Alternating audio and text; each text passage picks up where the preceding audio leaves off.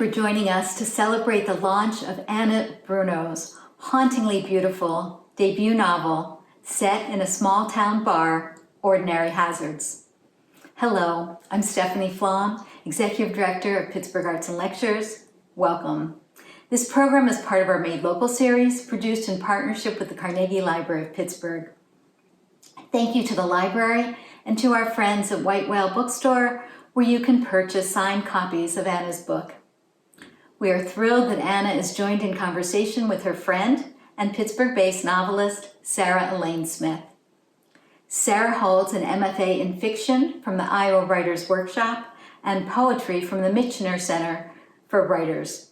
Her amazing book, Marilou is Everywhere, was a finalist for the LA Times Book Prize for First Fiction and named one of NPR's favorite books of 2019. Anna Bruno is a writer and teacher at the University of Iowa's Tippie College for Business. She holds an MFA in fiction from the Iowa Writers Workshop, an MBA from Cornell University, and a BA from Stanford University. Ordinary Hazards has been named a Best Debut Novel of 2020 by Library Journal. Kirkus Starred Review praises Bruno's masterful talent and spellbinding portrait that she's created. And the Starred Booklist Review dubs Bruno's voice to be lyrical, earnest, and heartfelt, writing that Ordinary Hazards, like a choice drink slid across a well-polished bar, burns delicious and goes down easy. High praise indeed. Anna and Sarah both grew up south of Pittsburgh and eventually crossed paths at the Iowa Writers Workshop. While Sarah grew up in a rural area and Anna in a Pittsburgh suburb, each of their novels wrestled deeply with the concept of finding a place to call home. Please welcome Sarah Elaine Smith and Anna Bruno. How's it going? It's great. Hi, it's good to see you, Sarah. It's been a while. You too. Yeah, it's been a long time, and it's so strange that now we're in each other's houses. Yeah, it's kind of neat actually seeing other people's spaces. Yeah, I agree. And it's nice to be talking to someone in Pittsburgh for the Pittsburgh Arts and Lectures series. Yeah, how apropos. Just down the street. So actually, before we get into other questions about the book, I have a writer question that's one of my favorite things to find out about the process for an author. I love hearing about the first germ of the idea of the novel, because it usually has something to do with a really central part of what emerges. And so I was wondering if you could start by just telling us where the first inkling of Ordinary Hazards. I'd love to. That's a great question. Yeah. So, as you know, this is a novel set in a bar, a small town bar, over the course of one night. And I did set out from the onset to write a novel that transpired over one night in a bar. And the sort of germ, the seed of that was, being in bars and cafes and other public places and looking around at the patrons and knowing sort of empathetically that these people have stories, and their stories are sad or tragic or happy, or their love stories, whatever they are. I mean, they're stories that are unknowable to most of us. You go into a bar and you see someone sitting there, and you would never know why they look sad or why they look happy. So I really wanted to allow the reader to be a fly on the wall and experience a woman's story as she sat there over the course of the night. At that point, I had no idea what her story was. So when I set out to write, I was like, I know it's going to take place in a bar. It's going to be the course of one evening, but I have no idea who this woman is. I don't know who the other regulars at the bar are, or any of those details. And those sort of came out through the alchemy of the writing process. But the bar itself was there from moment one.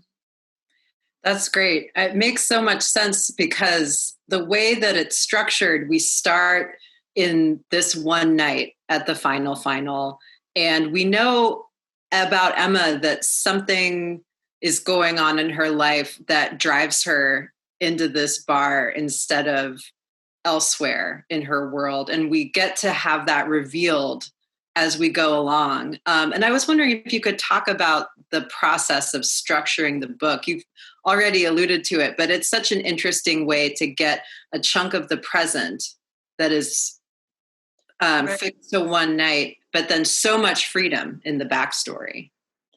Yeah, I mean, structure is hard, as you know, as a writer. I mean, every writer is different, and you probably have a different experience of this, but for me, structure happens in revision.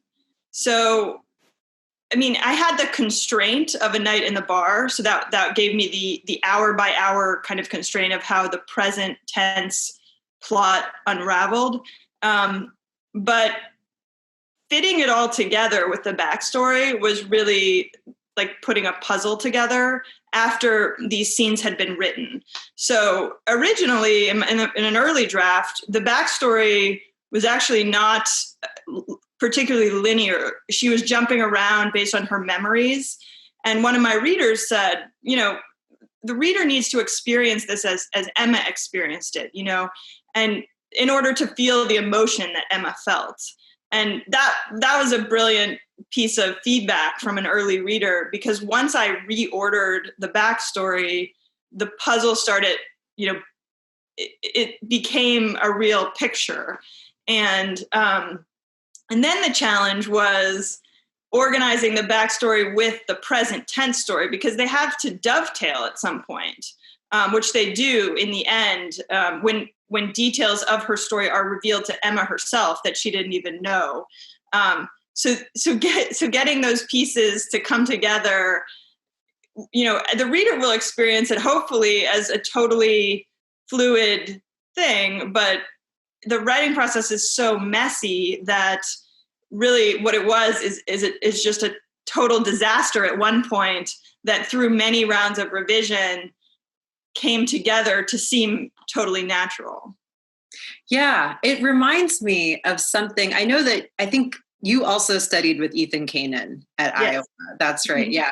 Yeah. Something that he taught in his workshops about point of view and how the scene selection tells you something about the person who's seeing it. Like it isn't just this arbitrary thing, but you get a sense of how someone's mind works when you see them put things together. And one of the things that I kept coming back to, this backstory and this really sort of structured present day frame, is the way that there's a bit of a gap between who Emma is in the bar and who she is in the story of her life. And she goes back and forth between those things. And I was wondering if you could talk about what makes that gap for her. I mean, I think the gap is the thing that happened, the great tragedy of her life.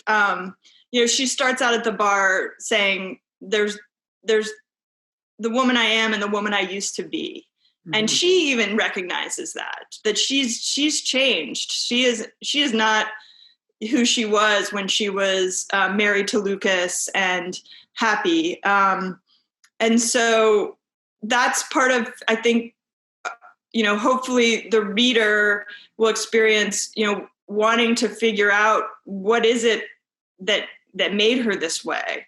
And I think that's the question that, ideally we should ask when we see people, if someone is rude to you, for example, there may be a reason that person is in a bad place.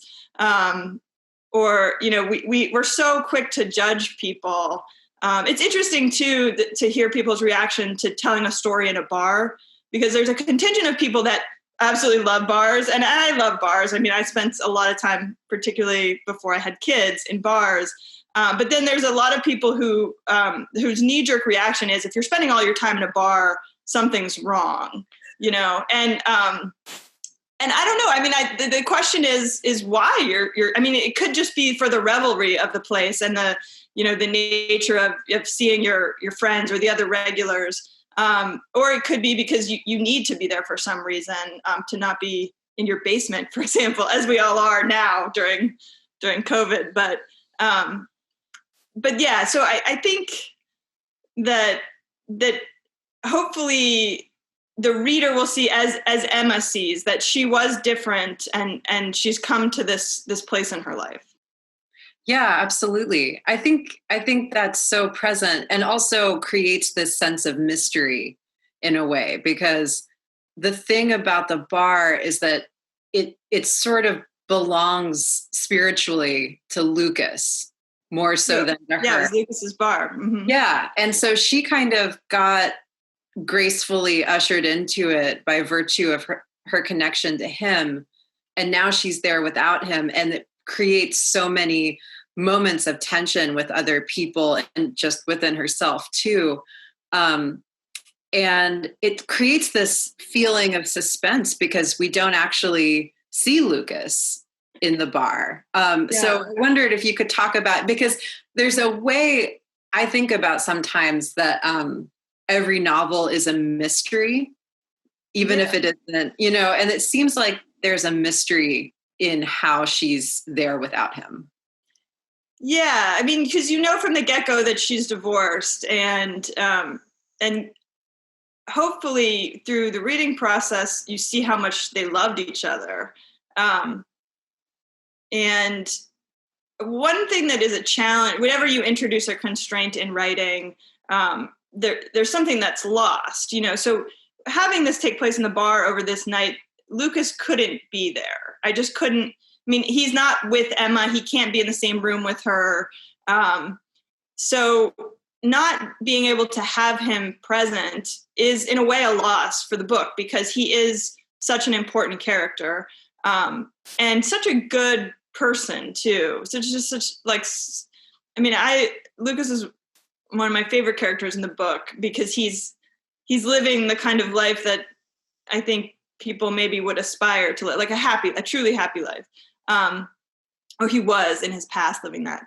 And so not having him on the page in the present is kind of tough. It's a loss, but hopefully the memories, Emma's narrating the book anyway, so you're getting it filtered through her consciousness. But I hope that Lucas is fully realized in that, because I wanted the reader to fully see him as Emma saw him, but he just can't be there in the bar. Yeah, it really is a loss, because their relationship is so beautiful. And we see that in all of these layers, all of these ways in her recollections, in part because they have this sense of language together. There's sort of an intimacy to the way that they joke with each other that it seems like she doesn't get much of anymore. Right. Yeah, and it sort of transcends like their social circumstances. I mean, their class background, and so they're not together. When my editor first bought the book, I was visiting New York, and she made a comment just casually over lunch that, a lot of couples end up together because of their circumstances. They go to the same school, they're in the same social circle. They're the same in either a class background or otherwise, education, certainly, that kind of thing. But Emma and Lucas came together differently, and they come from very different places. And I think that is an important part of the novel, especially because she's straddling the small town, big city divide. And she obviously comes from an incredibly privileged background. But she's with all these characters that are in their own right successful. I mean, Cal is a general contractor doing really well. So she's kind of in between those worlds. And the fact that she finds love there, I think is important to the novel. Yeah, absolutely. I thought too that one of the great testaments to the function of their relationship and its importance is that Lucas taught her things, that her interaction with him broadened her sense of the world. And there's this passage on page 67 that I love so much. She says, I began to see walls for what they really are, a thin facade covering up ducts and electrical wiring. Now I think about everything it takes to make the surface appear smooth. Because of living with someone who puts up drywall, Right. you know, she gets this sense of what's actually behind a house and what actually carries the sort of lifeblood of a house. Could you talk about that a little? Yeah, I mean, so I think that when I came to Iowa City and fell in love with my husband, who's an architect, and a quintessential like do-it-yourselfer, like everything in our house. I was trying to actually, when I was positioning the camera for this event, I was trying to figure out like how to not have some random like unfinished, you know, piece of wood in the shot, because there's always something that's not done, or some project that's just a total, you know, I mean, it'll eventually get there. But so that world he sort of introduced to me, and then, you know, he's friends with a guy that works for his family drywall business and an electrician, and you know, all these guys that do this work that, you know, someone like Emma, it would just be contracted out, and you know, you would never have any insight into that, who's doing that work. I mean, you probably wouldn't be home when it was done if you were in Emma's, you know, the way she grew up in Wilton, Connecticut. So, you know, having kind of that be my life, that DIY, you know, all of our friends are, you know, if we need something done, like an electrician, you know, my husband would call his buddy and, you know, figure out how to get it done. So that's sort of that character building, and also wanting these people to have jobs that actual people have. You know, I didn't want to write a novel where everyone's in academia or everyone's a writer. I wanted to write a novel where these characters had real jobs that real people do. And Lucas, you know, working for his family drywall business, has the additional layer of, you know, what it's like to work for your father in a business that he built. And sort of live up to that. But also just, you know, what it's like to live in a small town and work for a successful, you know, blue collar business that's actually performing an important service for, you know, homeowners and other buildings. So it was kind of fun to explore that aspect of what a work life would be for someone like Lucas. Yeah, totally. It's funny what you say about positioning the camera to like make sure that you get all of the unfinished business out of the shot. I had to step over a circular saw to like plug in my computer because my partner is a very similar like person who just does stuff in the work. Yeah. And it's interesting. Work is so important to Emma that it really takes her away, in a sense, from her family life.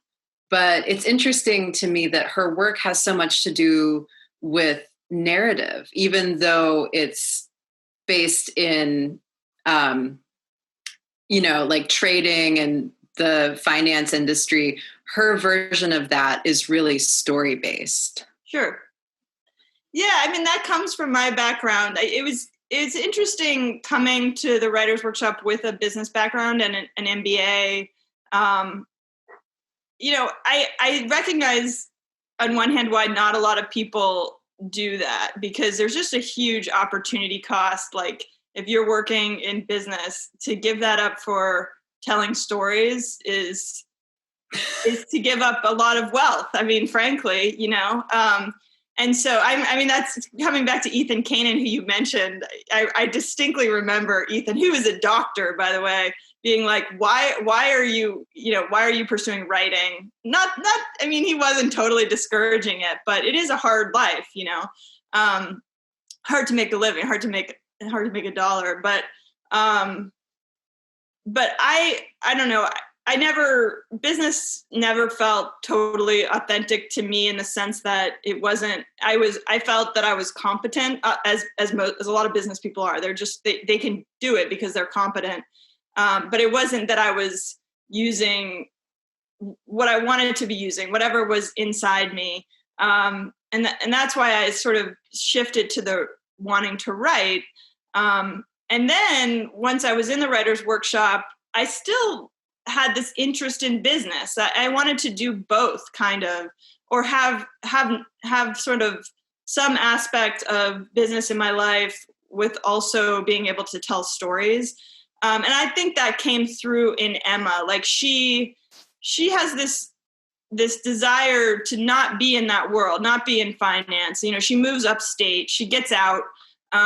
She doesn't want to really exactly follow in her father's footsteps, although in a roundabout way she ends up following in his footsteps.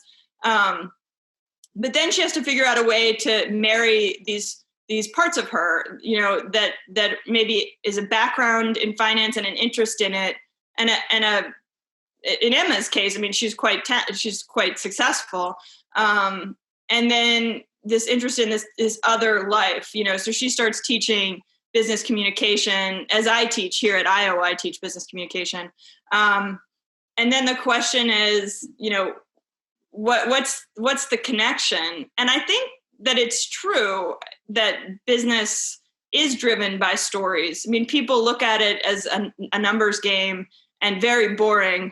Literary readers, I don't think, love reading about the details of business. But when you think about what's behind any product or any company, it's the people and the stories. And that's what makes people successful too. When you look at, you know, the CEOs of Fortune 500 companies, a lot of times they have pretty interesting stories.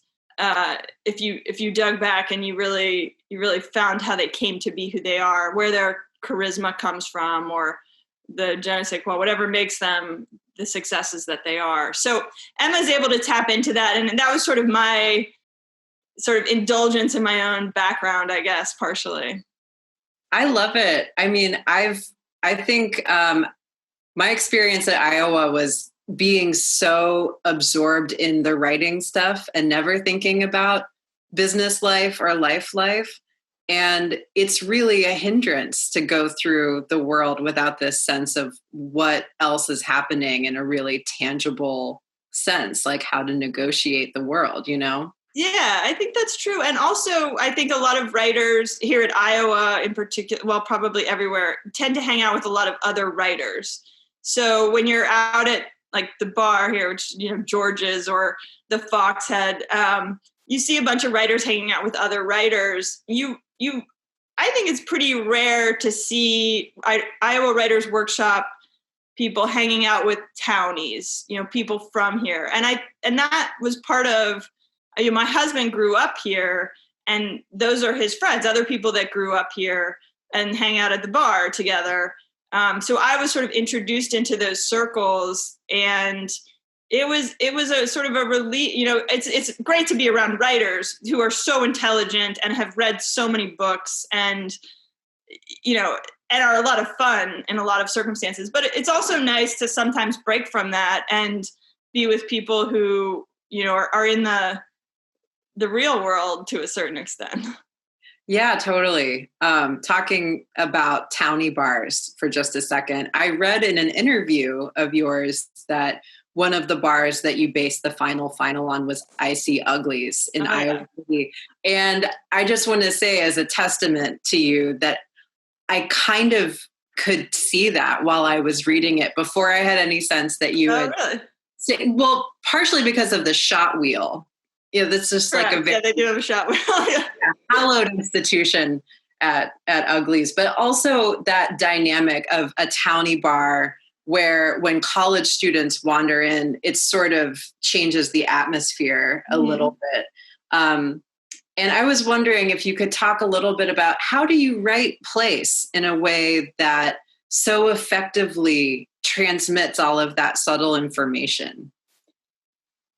Yeah, I want to ask you the same question, actually, because I'm really interested in your novel and Greene County in particular. For me, place was, it was to have it so confined to a bar really opens up a lot of space to explore that world in full detail, right? Like it's set in a small town, but the town is unnamed. And we know it's upstate New York. We know there's a university there because Emma teaches at a university. But there's a lot of scenes in Emma's house. The house is important that she and Lucas shared. But beyond that, the world is the bar. And for me, that made it easy, not easy. I mean, nothing is easy, but to just fully create that tiny little world. So yeah, there's a shot wheel, there's a pool table. The bar is the sort of an elongated tunnel where sound travels like very easily, which is so true of Icy Uglys. I mean, if you're in any place in that bar, you can hear someone's private conversation. So that for me was the key, is having just a very confined space to explore every detail of. And I think it would be much harder. And actually the novel I'm working on is set in Sewickley, Pennsylvania. And so there is a Pittsburgh connection. I'm actually really excited to explore the place I grew up. But, as I developed the sort of Sewickley setting, and the last time I was in Pittsburgh, my husband and I went up to Sewickley to just spend time there, because it's harder, to really capture a whole town. So I'd like to ask that question back to you. I mean, and also just the challenge of when you're writing about a place that you're from, were you worried about how people would react to it? Because I would be. Yeah, totally. I mean, one of the first things that I thought about was making sure that I had not used anyone's real names. Because I did use a lot of last names. Greene County is a place that has these sort of families that have been there for generation upon generation. And so there are names that sound very Greene County that I used, but I didn't use anyone's actual first and last name. And I still had to go through and make sure no one was recognizable. It turns out, though, that people, I think, really love the gesture of being seen fully and described in all of their, terrible wonderfulness. Yeah. And so a lot of things that I thought like, oh man, someone might find this to be a little bit too truthful or just not like, seeing this in print. And those are actually the very things that readers have remarked on. And I'm so grateful for that. And, it does make sense. A place that doesn't get to be in books that often, there's something actually really dignifying about just the fact of being important enough to be the place where a story happens. Yeah, I mean, you're probably too modest to say this, but that speaks to your talent as well, that you could capture something evocatively and so well that people are willing to recognize even the bad in it. Thank you. I appreciate that so much. In some ways, I think that there's like a craft element that is not necessarily craft per se, but loving your subject, Sure. And yeah, it's like, it's different from just talking about description as a thing that writers do and we can do well or not do well. But there's something about choosing to see something with love that is actually its own discipline, I think, that makes some of those decisions happen. It makes you think, well, this is how this really is. And I'm going to trust the reader and I'm going to trust the place that I can be honest about this and it can all hold water. Absolutely. Yeah, I totally agree with that. And actually, to go back to Emma and Lucas's relationship, that reminds me of something that I found so wonderful about the ways that we get to know them. We get to know them through the ways that they negotiate living together often, like the terms of things that are like seemingly neutral or kind of trivial, like how to deal with the dishwasher, actually becomes the place where we get to see some of their conflict the most clearly. And I thought that had such a feeling of seeing a relationship with love, or seeing these characters with love and care, in letting us see that conflict. Yeah. And I was wondering if you would read a little. I will, yes. Yeah. We'll do the dishwasher. Yes, let's do it. Okay, so the reader, or no one needs to know anything other than, this is between Lucas and Emma and their backstory when they were married. Lucas told me once that he was like water flowing downstream, over, under, and through all the various impediments that hold other people up. He was proud of this fact, and it was part of what made him so likable, so easygoing and fun. I, like everyone else, loved this about him until I grew to resent it. "What are you doing over there?" Lucas called to me from in front of the TV. "What does it look like I'm doing?" I was in the kitchen unloading the dishwasher so I could refill it with the new stack of dishes that had accumulated. Every third object I pulled out was still dirty, crusted with old food. I held up a fork with yellow egg webbed in its prongs. "Jimmy's at the bar. He wants us to meet him," Lucas said. "Are you constitutionally incapable of rinsing the dishes before loading them?" "Just leave it. I'll do it later." "That's just it. You'll do it later, and then I'll have to redo it later." I held up a steel pan dotted with what looked to be blackened tomato paste. "At least let Addie lick it clean before you load it." "I don't think she liked that one. I burned it," he said. What exactly goes through your head when you place a crusty pan in the dishwasher? Is there a voice telling you that this time it will be different? The god of the dishwasher will kick it up a notch. This time the pan will come out shiny and clean. "I don't like washing the dishes before washing them. That's redundant," he said. "No, Lucas, what I'm doing right now is redundant." I held out a mug with a ring of black coffee on the bottom. "I'll do better next time. Just leave it. Let's go to the bar." "I have zero confidence you'll do anything different next time." "Why? We've had this conversation before." "My aversion to redundancy created cognitive dissonance, which forced me to forget we've ever talked about this before," he said. "I want to do a good job on the dishes, but I can't." "Your aversion to redundancy?" "To doing the dishes before the dishwasher does them." "The dishwasher doesn't do the dishes. I do them." "Maybe we need a better dishwasher," he said, laughing already at the joke I knew he was about to make. "One that doesn't talk back." "We've talked about this at least 6 times. That's not cognitive dissonance. It's motivated forgetting." "It's really sinking in this time," he said. He came up from behind me and put his arms around my waist. He tickled me and I squirmed. Addie ran over to us and bounced up and down. After wiping the coffee out of the bottom of the mug with a sponge, I placed it back in the dishwasher. "I don't feel like going to the bar tonight." "I promise I'll clean up tomorrow," he said. "Come on, it's Friday night." "Why don't you meet Jimmy and I'll stay here with Addie?" "He wants to see you too." "No, he doesn't." "I want to see you. I want the kitchen to be clean." He watched me scrub the sink for a minute. "Just one drink," he insisted, "then I'll walk you home." "I'm wearing yoga pants." "Then you'll be the best dressed person at the bar," Lucas said. I had on yoga pants because earlier in the evening we'd had sex, and afterward I'd thrown on clothes that were comfortable for lounging. Back then we were very regimented about having sex on and around the time I ovulated. The sex was so good, but it was also purposeful. Each time it came with the slightest dual twinge of hope and failure. Hope that this time it would work, and failure because chances were it wouldn't. In my right hand, I held our plastic slotted spoon. There were grains of rice stuck in the slots and caked on the back, remnants of the pineapple fried rice we'd made for dinner.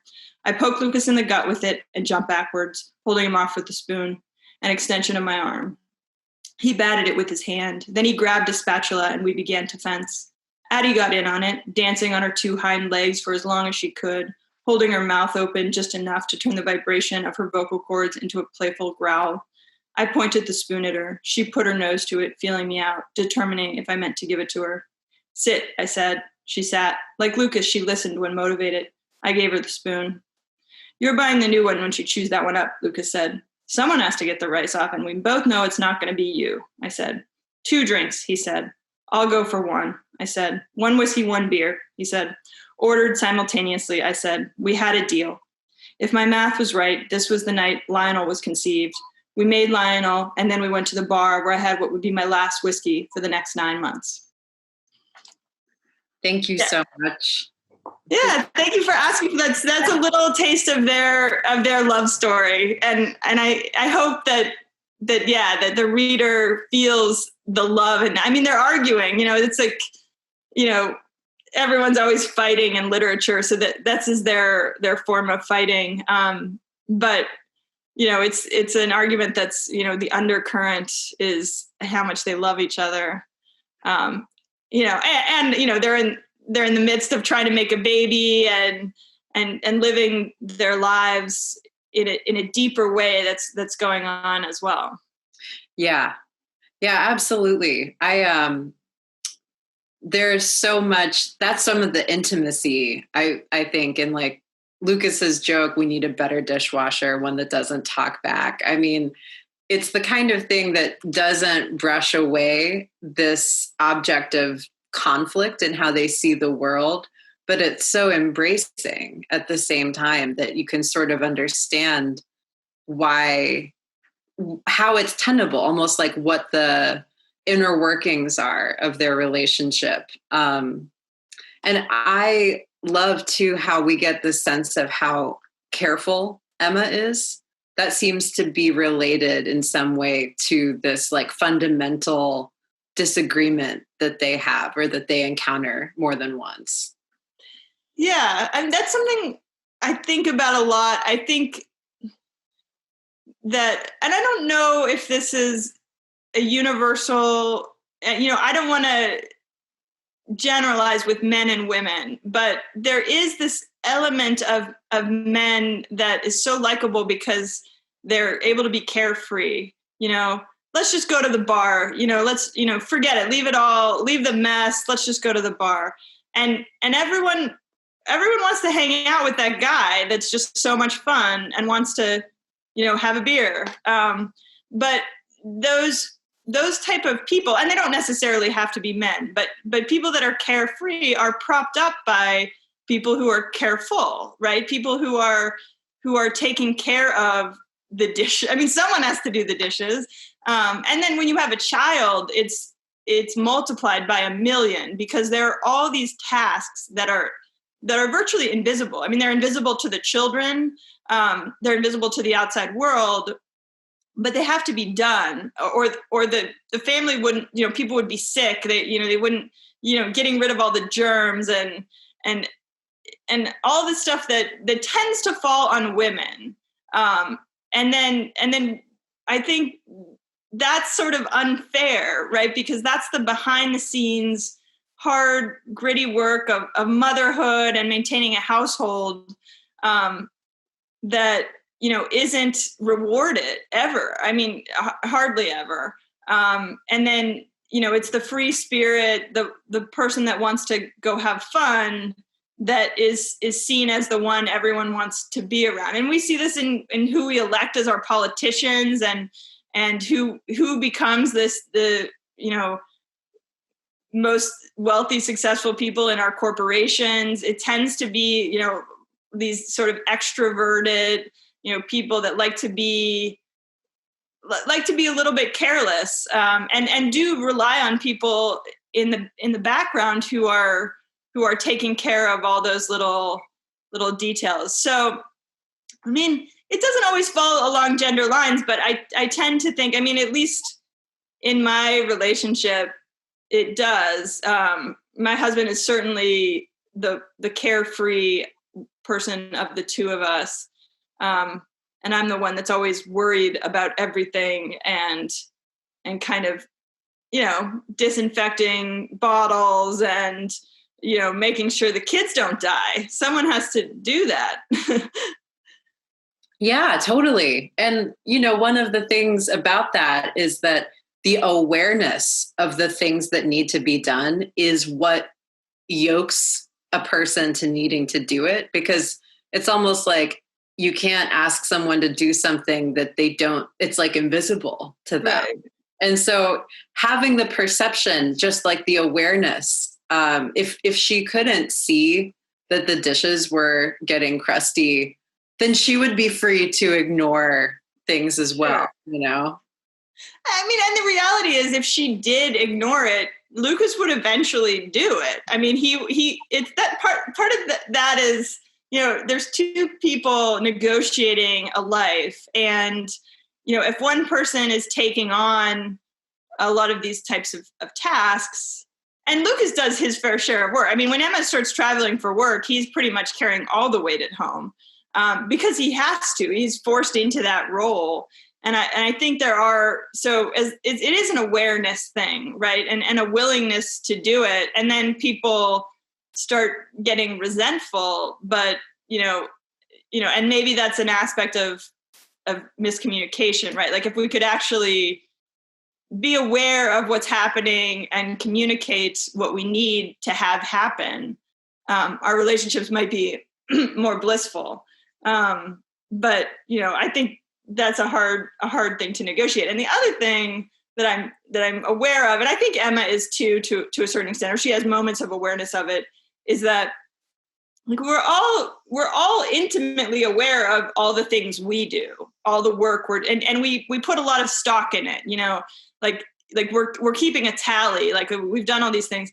And then you kind of like miss what your partner is doing. You know, you don't recognize like all that work that happened that you didn't fully, you know, also keep a tally of. And so it seems weighted in one way or the other, when in reality, you know, both people are, you know, depending on the dynamic in the relationship, both people might very well be pulling equal weight. Yeah, absolutely. That's such a function of where people kind of miss each other in relationships. It's like not being able to really imagine completely or inhabit completely the reality for the other person, you know? Yeah. And to sort of pivot a little bit, I don't want to ask you to disclose too much about the events that happened toward the end of the book, but there is really a sense in which they're reckoning with grief in two different ways. And it seems like they have some difficulty seeing each other after the tragic event that we become aware of as the book goes on. Yeah. And I think that, you know, my experience of other people in grief is that it really does push them apart from the people they love most. And that's not universally true, but I think that that's sort of the cruel reality of grief, is that you need people, you need love, but because you can't exist in the same place, or you can't experience grief in exactly the same way, it pushes you apart. And so you end up alone, as Emma does, because as much as she loves Lucas, she can't be with him. And I don't even know if she herself could articulate exactly why. Even though, you know, setting aside who's to blame for what happened, it's just that she is trapped. She is utterly trapped in herself and her own grief, and in the bar, and in this town. I mean, her whole life is like this trap.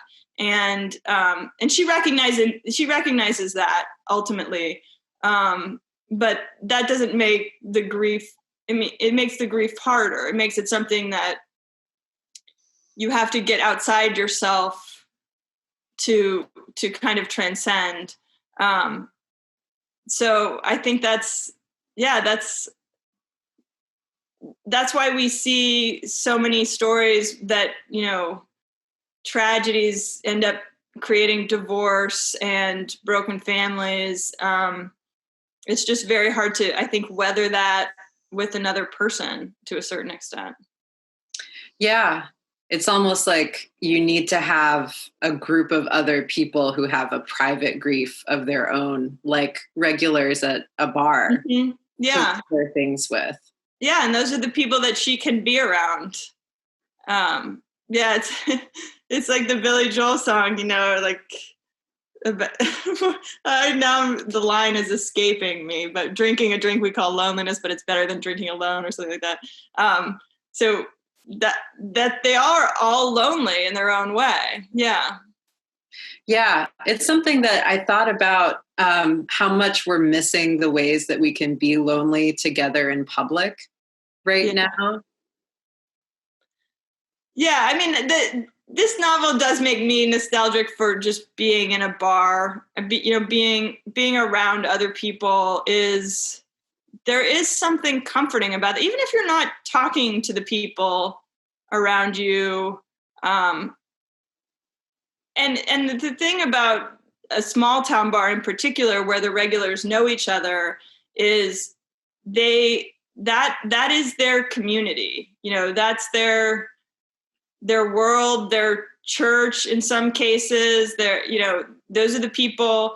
At Uglys, they used to go there. The regulars would go on Thanksgiving, and the bar owner would have like a turkey for them. Just because that was, and there is something, I think, a little bit sad about being in a bar on Thanksgiving when you should be at home with your family. But on the other hand, it's beautiful. I mean, that's the community that they need and that they have. And those are their friends, and in some cases more than friends. I think they would consider people almost like family.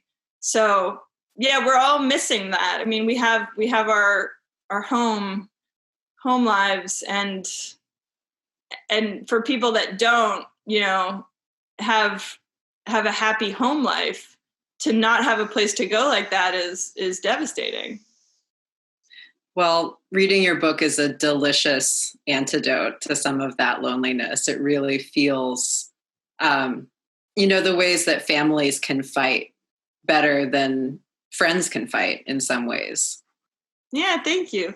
Well, before we end, I want to hear too about what you're writing now. I'm so curious if you're going to stick in the same kind of world, or if you're going to ever write about the city of Pittsburgh with your experiences there.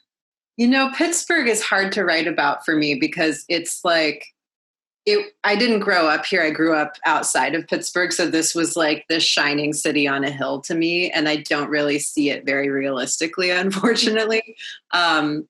Instead, I'm actually writing a book that's set in the Mojave Desert, where I've been spending some time over the last few years. And so it's just completely different. And there are no teenage girls in this one. Everyone's a grown up, and they're all mean, and they're all in like art school kind of, because I never let myself indulge in that before, and it just feels like falling headlong into a feather bed. It's like so tasty to write about. I like that. Art school in the Mojave Desert. That's great. Yeah, white people get weird in the desert is, a subtitle perhaps for this book. Are they fine artists, or are they painters or actors or writers or anything? It's kind of like they're just rich people, and they get to pretend to be artists the way that rich people like often do, just like a dabble here, do some ceramics there. And, it's the main character is from a slightly different world and is more of, an outside observer to that sort of fun, lackadaisical thing. That's so good. Yeah. And just to close, you mentioned that your next book is set in Sewickley, which is right around the corner from where I am right now. Yeah. And could you tell us just a little bit more about what is fun about writing that book? Like what's sort of the fun treat that you get in writing that book? That's a great question, because writing is so often not fun. I mean, for me, the fun is the little pieces of humor that come in the dialogue, or the banter between characters. A lot of stuff that, the hard work of writing scenes, to me is not that fun.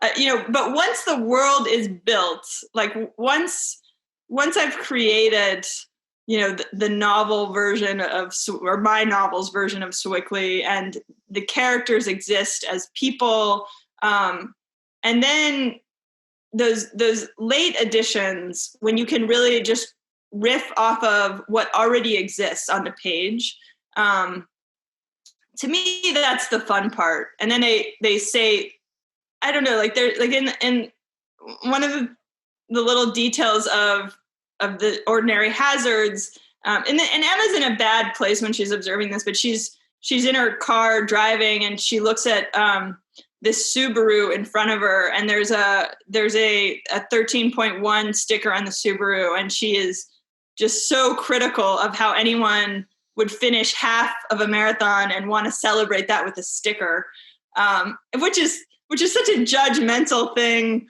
to say. I mean, it's so hard to run a half marathon. But that's the place she's in. And those kind of details always come very late in the writing for me. After, that scene had already been written. She was already in her car, she was, leaving the office of her divorce attorney. And so those things, which I think are funny, and hopefully some readers will too, they come up very late. So for me, I think the true pleasure of writing is the late stages of it, because the world building and the scene writing is just hard. It's hard to get those details right and to make them real or feel real in the world of the novel. What's fun for you about writing? Oh gosh. I mean, I could do people's thoughts all day long. I also have the hardest time with scene. I don't know why. I just have such a reluctance to make things happen that I have to be really firm with myself. But the fun parts for me are whenever I do manage to find like a set piecey, sort of very visual, dramatized thing to happen. And then I can really dig into it, and I feel like I'm doing the actual like writer job, and not just doing the part that's sort of like easy for me of throwing around images and like, oh, I just do that all day. But the part where I get a scene to like click into place is just immensely satisfying. Yeah, it is. Yeah. And speaking of images and also lyricism, because you're such a lyrical writer, which I admire so much, because I'm not like in that sense of being a poet. I mean, you're a poet. You are a poet. So is that hard to write lyrical sentences, or does that just come out of you that way? I guess it just comes out that way. I hate to sound like a brat, but I don't think that much about it. Okay, so it's not hard. It's the way that I see the world, and I think that I see the world in a pretty bizarre way. And when I'm honest about it, people are like, what is this crazy poetry? And it's like 24/7 is what it is. That's great that it's easy. I mean, that's wonderful. Yeah, I think that's true for so many writers. There's like a skill set that we just have it in hand, like no problem. And it's not something that we have to think about. And then there's this other like mechanical thing that we have to like get Post-it notes and, just like get really, granular with ourselves. And it feels totally painful and awful, but the result is, always worth it. Yeah. Yeah. Even if it takes 10 years or however long it takes. Yeah. Yeah, totally. Great. Well, I think that's all the time that we have, unfortunately, but thank you so much for this conversation. Yeah, it's been so wonderful to catch up with you. And, I wanted to thank Pittsburgh Arts and Lectures too for having us, because it's such a great series. And I'm so excited to talk to my hometown, because I love Pittsburgh so much. So thank you, Sarah. I appreciate it. My pleasure.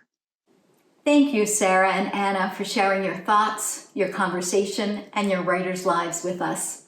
Congratulations to you both on your wonderful books. And thank you for joining us. Be well, stay safe, and stay connected.